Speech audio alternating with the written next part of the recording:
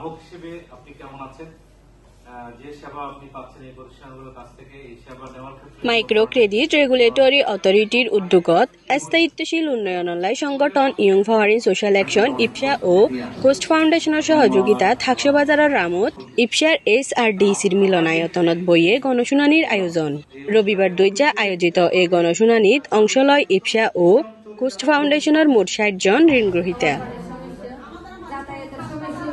আচ্ছা, আপনারা এটা সমাধান দেন, কি করলে ভালো হবে?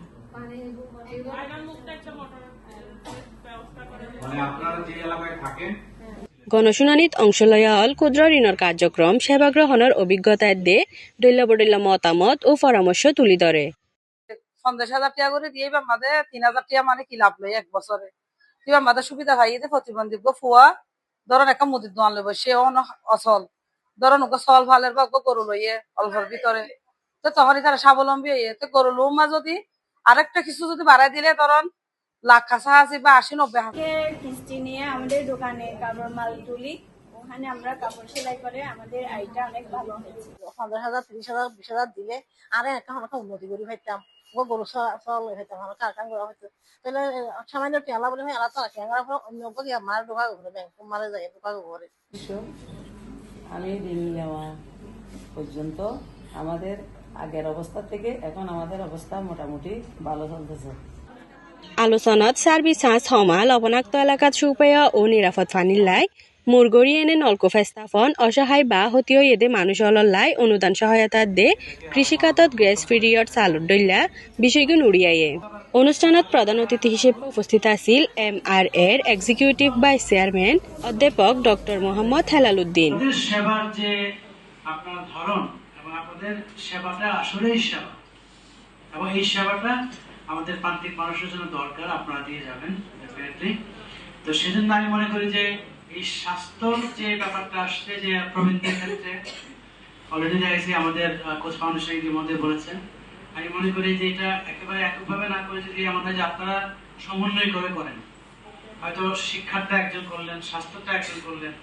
গণশুনানির কার্যক্রম পরিচালনা করে MRA-র পরিচালক মোহাম্মদ শহীদুল ইসলাম। স্বাগত বক্তব্য রাখে প্রতিষ্ঠানগানের যুগ্ম পরিচালক রণজিৎ কুমার সরকার আর যুগ্ম পরিচালক নাজনীন সুলতানা। এই সময়ত MRA-র এক্সিকিউটিভ ভাইস চেয়ারম্যান অধ্যাপক ডক্টর মোহাম্মদ হেলাল উদ্দিন গ্রাহকলর দৈলা দাবি প্রেক্ষিত ক্ষুদ্র ঋণের সার্ভিস চার্জ যুক্তিকীকরণ করে। ক্ষুদ্র ঋণের সার্ভিস চার্জ যুক্তিকীকরণ সঞ্চয় লাভাংশ বৃদ্ধি প্রবীণের প্রতিবন্ধী মানুষ লাই অন্তর্ভুক্তিমূলক অর্থায়নের কার্যক্রমের দিয়ে গ্রাহক কল্যাণ তহবিলতুন দৈলা সুযোগ সুবিধা দিবার বিষয়ে বক্তব্য দেয়। একটা সমন্বিত উদ্যোগের কথা এখানেও বলছি যে এই এরিয়াতে আপনার যে কমন যে সমস্যাগুলো আছে মোটামুটি কমন সমস্যা, সেটা আপনার পুকুর আপনার খনন করে আপনারা করেন কিংবা কিছু টিউবওয়েল দিয়ে করেন, নাতুন যদি ইউজ করতে পারে রাইট পিউরিফাই করে, তাহলে নিচে চাপ কম থাকবে। আপনারা একটা সমন্বিত উদ্যোগ নেন। আমি সবসময় বলি যে রাষ্ট্রের পাশাপাশি বেসরকারি খাত থেকে আপনাদের দায়িত্ব সবসময় বেশি, আপনারা কাঁধে নিয়েছেন, করছেন এবং আপনারা করে যাবেন। আর দ্বিতীয়ত এই প্রতিষ্ঠানগুলোর ক্যাপাসিটি বাড়ানোর জন্য কিভাবে আপনার সহজে অনেক বেশি সঞ্চয় নেওয়া যায় সেটা আমরা আইন বিধিমালা চেঞ্জ করে আমরা চেষ্টা করছি বেশি বেশি ফান্ড দেওয়ার জন্য। আমি আশা করি যে আপনাদের ক্যাপাসিটি আরো বেশি বাড়বে। ইপসার প্রতিষ্ঠাতা ও প্রধান নির্বাহী ডাক্তার মোহাম্মদ আরিফুর রহমান হয় ইপসার নিজস্ব তহবিল ও PKSF-তুন তহবিল আনি এনে গ্রাহকলর উন্নয়নের লক্ষ্যে ঋণ প্রদান করা হইতাহে। ইয়গয়ে হাকসবাজারের গ্রাহকলর উন্নয়নের লাই আরো বেশি হাজ করিবার আশাবাদী বলি হয়। দেশের অন্যান্য অঞ্চলে বিশেষ করে আমরা যেহেতু একটা চট্টগ্রাম ভিত্তিক সংগঠন, আমরা ওই চট্টগ্রামে এবং পার্বত্য চট্টগ্রামে আমরা কিন্তু নিরাপদ পানির জন্য অনেকগুলো কাজ করে থাকি, কিন্তু এই প্রজেক্টগুলো বা কাজগুলো এখানে নাই। তো আমি আমাদের যে দাদা সংস্থা আমাদের সাথে কাজ করে, বিশেষ করে water.org বলে একটা প্রতিষ্ঠান আছে এবং পল্লী কর্মসহায়ক ফাউন্ডেশনের একটা প্রকল্প আছে রুরাল ওয়াশ প্রোগ্রাম।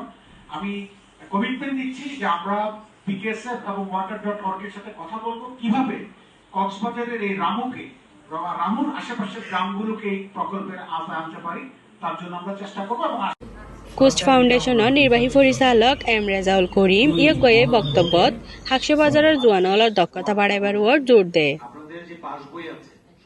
আমরা 8 তলা একটা বিল্ডিং করব সোনার পাড়ায়, স্যার অনুমোদন দিয়েছেন, আমরা কৃতজ্ঞ।